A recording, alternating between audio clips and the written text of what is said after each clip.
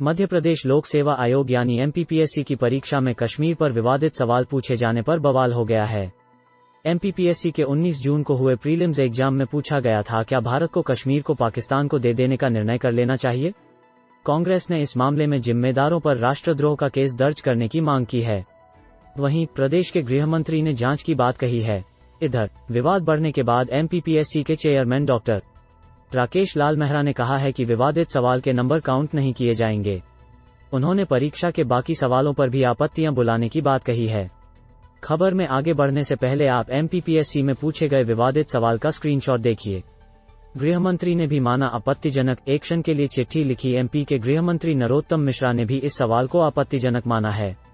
उन्होंने हुए paper set करने वाले 2 लोगों पर कार्रवाई के लिए पीएससी और उच्च शिक्षा विभाग को चिट्ठी लिखने की बात कही है।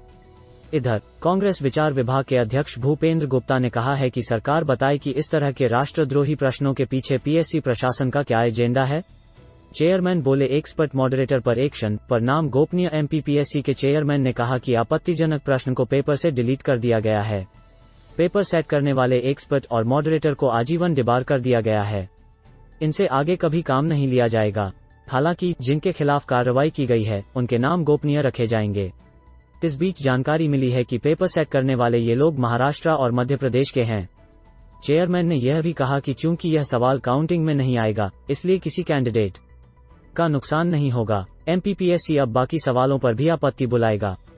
इसमें वैधानिक तथ्यों पर परामर्श लेकर जल्द ही आगे का प्रोसेस शुरू किया जाएगा।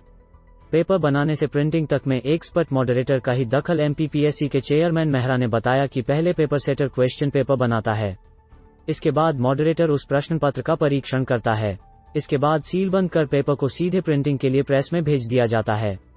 इसमें चेयरमैन और कंट्रोलर का दखल नहीं होता है। 19 जून को 944 सेंटर्स पर हुई थी एमपीपीएससी की परीक्षा। एमपीपीएससी की राज्य सेवा प्रारंभिक परीक्षा 2021 मध्य प्रदेश के सभी जिलों में 944 सेंटर पर हुई थी। इसके लिए कुल 3,54,000 कैंडिडेट्स ने आवेदन किया था। पहले यह परीक्षा 9 फरवरी 2022 को होनी थी, लेकिन इसकी तारीख बदलकर 19 जून तय कर दी गई थी।